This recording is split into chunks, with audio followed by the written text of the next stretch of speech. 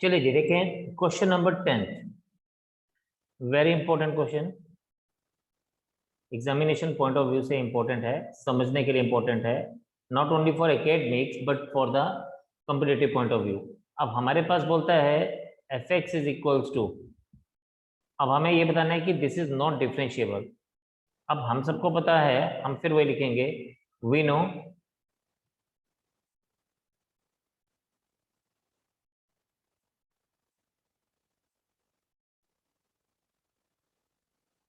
any function f of x is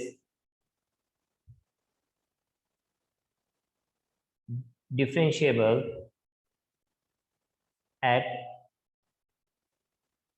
x is equals to c if limit h approaches 0 f of c plus h minus f of c upon h exist.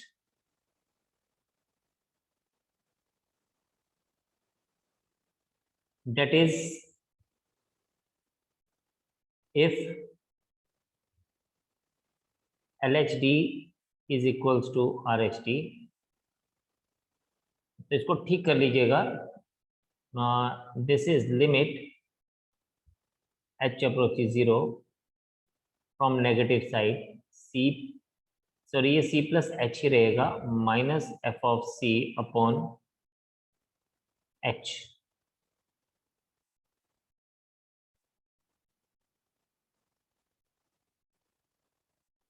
is equals to limit h approaches 0 positive f of c plus h minus f of c upon h. Now taking LHD, taking x is equals to 1, LHD हमारे पास, अब इसमें एक तरह से हमारे पास दो question दिए गए हैं, एक बार हम लोगों को 1 के साथ टच चेक करना और एक बार इसको 2 के साथ चेक करना है। तो LHD की अगर हम बात करें तो क्या आ जाएगा, limit h approach is 0 negative, 0 negative का मतलब कि हम 1 को भी नेगेटिव से बात कर रहे हैं, क्योंकि हम लोग क्या लिखते हैं इस केस में, हम लोग मानते हैं कि भाई हम इसको 1 को नेगेटिव साइड से अप्रोच कर रहे हैं। तो नंबर लाइन अगर हमारे पास कुछ इस तरह से दी गई है, अगर आपके पास, आपको इस फंक्शन के बारे में अगर आपको पता है, तो अगर नंबर लाइन अगर इस तरह से है और ये 1 है, तो आपके पास any point here will go back to 0, it will go back to 0. So अगर हम लोग 1 को नेगेटिव साइड से अप्रोच कर रहे हैं तो it will go back to 0. ये बात आपने हमेशा ध्यान रखनी है यहाँ पे। तो जब मैं इसको ऐसे लिख रहा हूँ f of 1 plus h minus f of 1 upon h, दिया जाएगा limit h approaches 0 negative, 1 plus h को हम लिखेंगे greatest integer function 1 plus h minus 1 whole divided by h, और इसको हम लिखेंगे limit h approaches 0 negative. 1 plus h का मतलब यह है कि we are taking it from the negative side, तो ये आपके पास क्या आ जाएगा, 0 आ जाएगा, बिकॉज नेगेटिव साइड पे 1 को अप्रोच करेंगे तो it will go back to 0, और अगर आप इसको कहीं पर भी 1 के ऊपर से अप्रोच करेंगे तो it will come back to 1। इसलिए जब हम राइट हैंड डेरिवेटिव की बात करेंगे यहाँ पे, तो हम इसको लिखेंगे limit h approaches 0 positive f of 1 plus h minus f of 1 upon h, ये आपके पास क्या आएगा, ये आपके पास आएगा limit h approaches 0 positive, 1 plus h का मतलब this is 1 plus h minus greatest integer function 1 whole divided by h, और यहाँ पे this will be equals to, ये तो हमारे पास 0 आ जाएगा, but this will be equal to what, sorry ये मैंने सिर्फ 0 ही लिख दिया, एक सेकेंड, ये मैंने छोटा सा एक मिस्टेक किया यहाँ पे,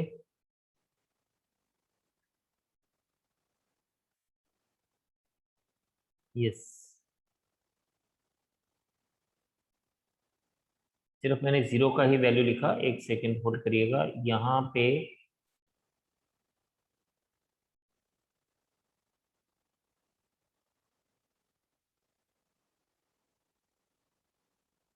ये बनेगा आपके पास 0 -1/h, मैंने लिमिट्स लगाई नहीं थी, इनफैक्ट ये limit h approaches 0 negative -1/h बन जाएगा, that is equals to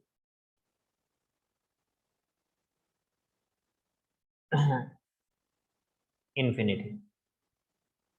where जब मैं यहाँ पे बात कर रहा हूँ तो ये आ जाएगा limit h approaches 0, this is 1 + h का मतलब 1 + h का मतलब that will it will come back to 1, 1 + h का मतलब कि अगर हम बात करेंगे तो ये 1 + h आ जाएगा, so it will come back to 1, ठीक है जी।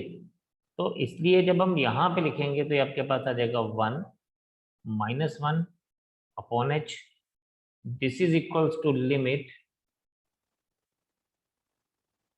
h अप्रोचेज 0 पॉजिटिव 0/h, और 0 divided by anything is 0, limit h approaches 0 positive of 0 is equals to 0। अब ये हमारे पास जो था इसका left hand derivative will was -infinity, where right hand derivative इसका 0 आ रहा है, तो हम यहाँ पे लिखेंगे since LHD is not equal to RHD, therefore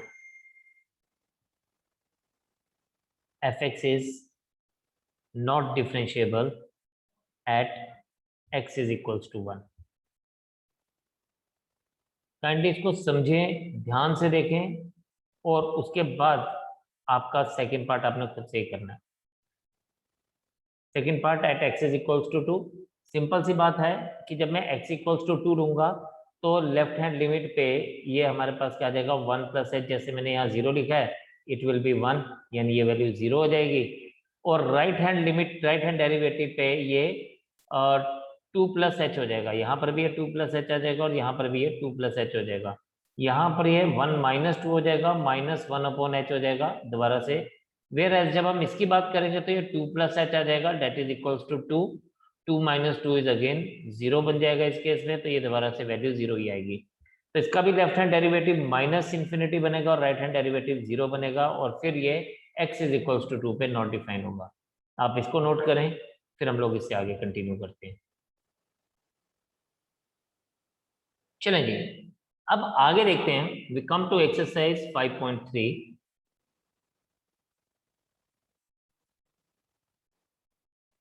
exercise 5.3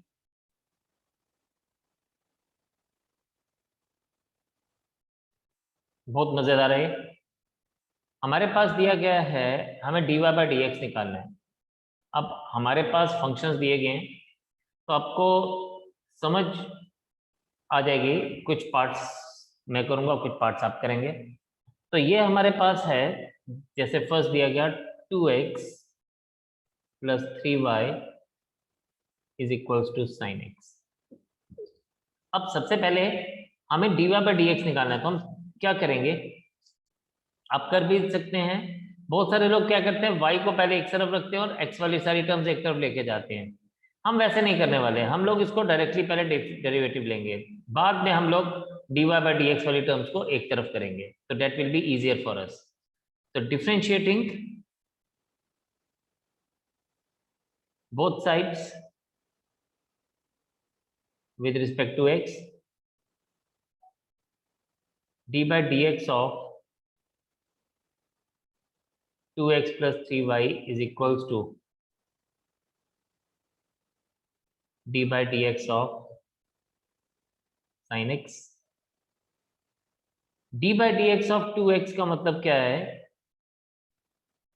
ये बन जाएगा आपके पास 2 + 3 into dy by D x is equals to cos x। अब आप dy बाई डी एक्स वाली टर्म को एक तरफ रखें और बाकी की सारी टर्म्स को एक तरफ ले जाएं, जैसे यहाँ पे cos x - 2।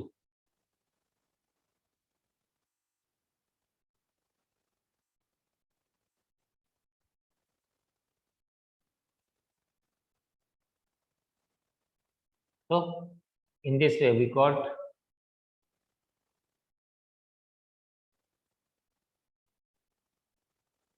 as the answer।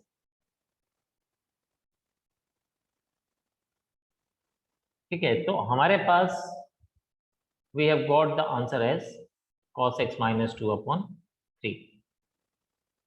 Second आप खुद से करेंगे ट्राई, मैं आपके लिए करूंगा थर्ड।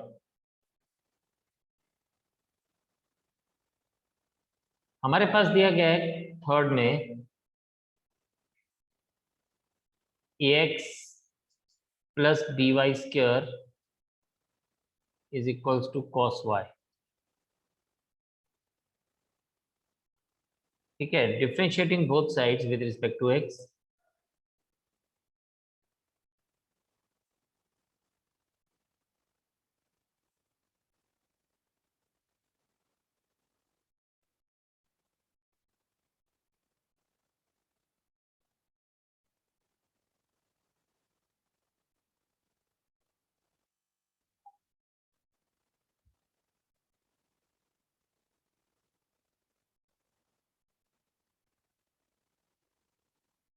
अब देखें, ये कांस्टेंट है तो इसको हम लोग a ही रहने देंगे, प्लस b को कुछ नहीं करेंगे।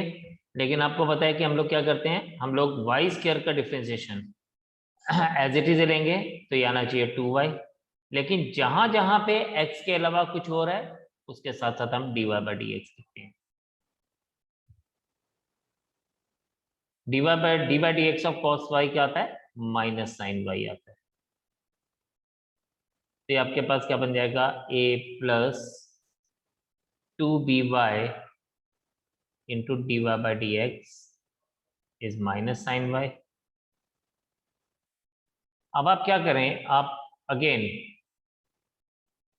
dy बाई डी एक्स वाली टर्म्स एक तरफ रहने दें, बाकी की टर्म्स को आप दूसरी तरफ ले जाए, तो ये बन जाएगा sin y minus a। And here we see dy by dx is equals to minus sin y minus a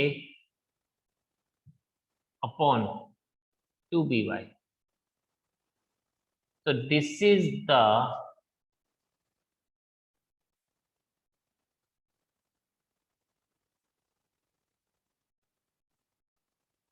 value of dy by dx। this is the answer for us। तो आप इसको देखें, नोट करें, फिर मैं आपको fourth question बताता हूं।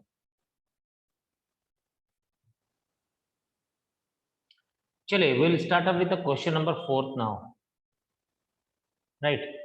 तो आपके पास है फोर्थ में, अगर हम बात करें X Y plus Y square is equals to 10x plus Y. सबसे पहले differentiating both sides with respect to x,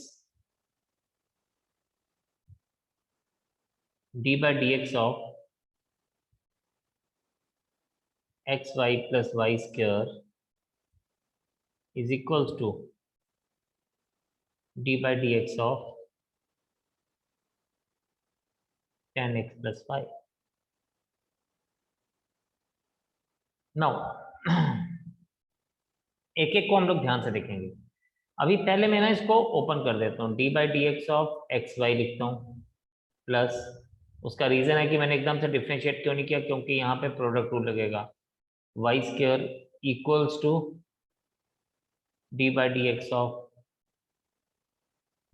10x plus dy by D x. अब मैं इसको ना यहाँ लिख रहा हूँ, नेक्स्ट इस पे लिख रहा हूँ, this is x into d by D x of y plus y into d by D x of x plus 2y into d by D x is equals to sec square x plus d by D x. Now अब हमारा आगे का काम क्या, आगे का काम है कि हम सारी डी बाई डी एक्स वाली टर्म को लेफ्ट हैंड साइड पे लेके आएंगे। कौन कौन है डी बाई डी एक्स वाली टर्म, एक ये तो ऑलरेडी लेफ्ट साइड पे है, ये भी लेफ्ट साइड पे है, बट इसको हम लोग लेफ्ट साइड पे लेके जाएंगे और non d by D x वाली टर्म को राइट हैंड साइड पे लेके जाएंगे। तो हमें क्या मिलेगा, देखिए चलिए पहले हम इसको एक स्टेप पहले और लिख लेते हैं, ये आ जाएगा x into d by D x plus 2y into d by D x.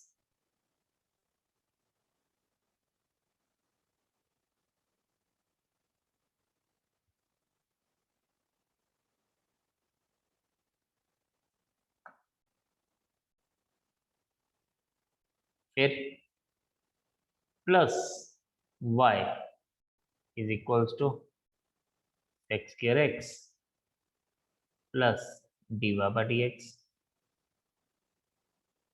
आप क्या करें, डी बाई डी एक्स वाली टर्म्स एक तरफ ले आ जाए तो x into d by D x plus 2y into d by D x minus d by D x is equals to sec square x minus Y. ठीक है, अब डी बाई डी एक्स वाली टर्म्स एक तरफ होगी, non d by D x वाली terms एक तरफ होगी। D by D x common लेंगे तो x plus 2y minus 1 into d by D x, यह आ जाएगा sec square x minus 1 and finally we get d by D x is equals to what, this is sec square x, sorry ये minus 1 नहीं है, minus y है, sec square x minus y upon ये जो multiplication में part था ये denominator में आ जाएगा माइनस 1। सो इस तरह से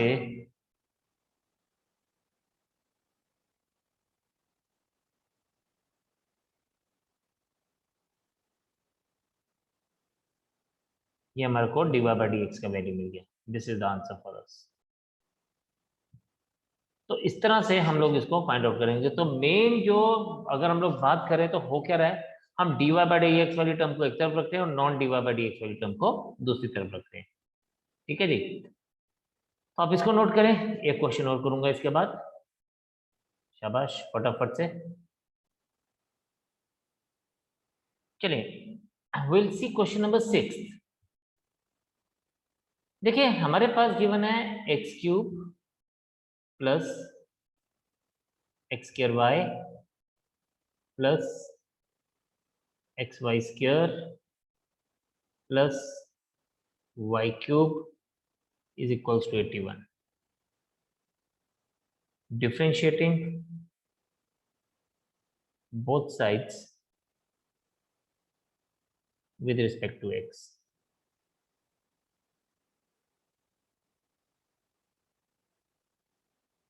d by dx of x cube plus x square y plus xy square plus y cube is equals to d by dx of 81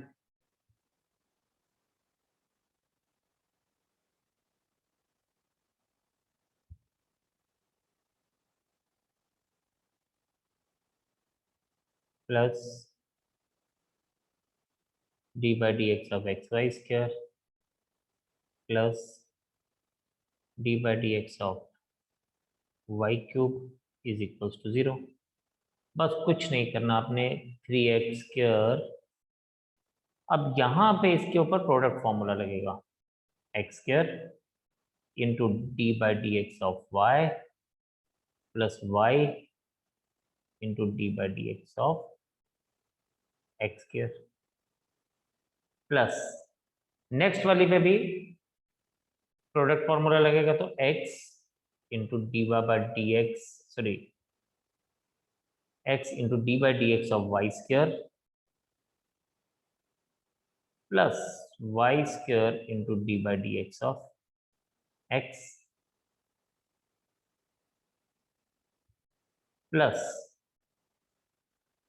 ये बन जाएगा आपके पास 3y² into d y by D x equals to 0। चलिए आगे बात करते हैं। ये हमारे पास बन जाएगा 3x² as it is plus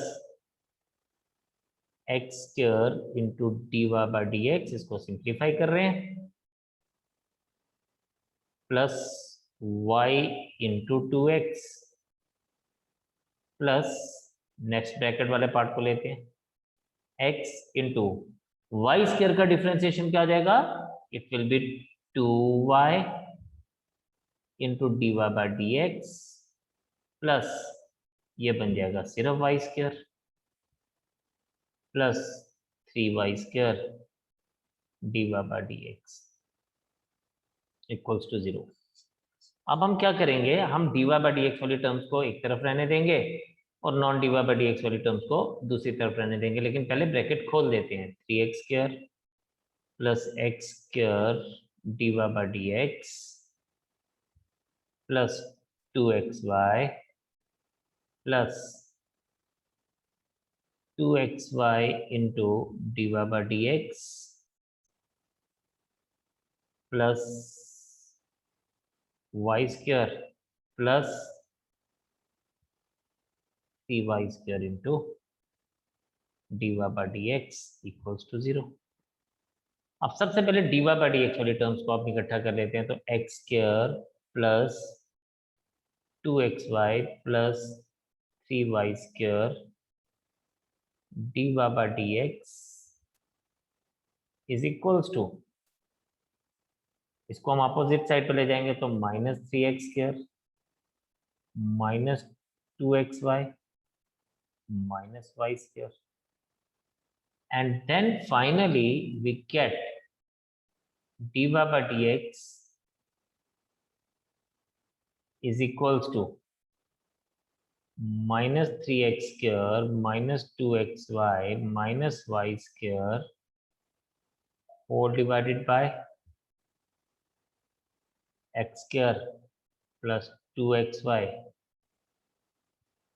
plus 3y², and finally we get dy by dx as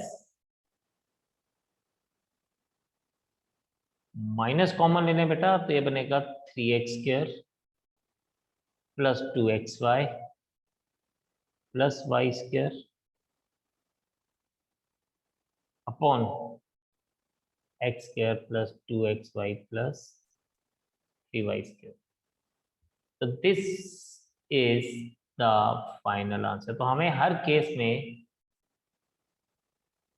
D y by D x ही फाइंड आउट करना है, और मेन जो बात है वो यही है कि हमें सबसे पहले डिफरेंशिएट करना है। डिफरेंशिएट करने के बाद d y by D x वाली टर्म्स को हमने एक तरफ लेके जाना है और non d y by D x वाली टर्म्स को एक तरफ रखना है, and this will help us to find out the answer.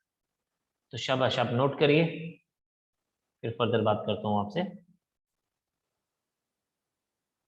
So you just do till question number 8, exercise 5.2। तो ये आप करके आएंगे, और इसके आगे जो कल हम लोगों ने क्लास पढ़नी है वो बहुत इंपॉर्टेंट है, तो आप यहाँ तक करके आएंगे प्रॉपरली, और उसके आगे वाली चीज़ें हम कल समझेंगे जो कि बहुत इंपॉर्टेंट होने वाली है। और आपको इन्वर्स ट्रिग्नोमेट्रिक फंक्शन मैंने आपको बताया था कि यूज होगा आगे, तो कल आप देखेंगे कि वो यूज कैसे होगा और कहाँ पे आप उसको देखेंगे। तो आप इसको प्रैक्टिस करिएगा अच्छे से, और कुछ और भी प्रैक्टिस आपको क्वेश्चंस मिलेंगे। तो कल मिलते हैं, आपसे दोबारा से मुलाकात करते हैं। आज के लिए इतना ही, bye bye for now, god bless you all and जय हिंद।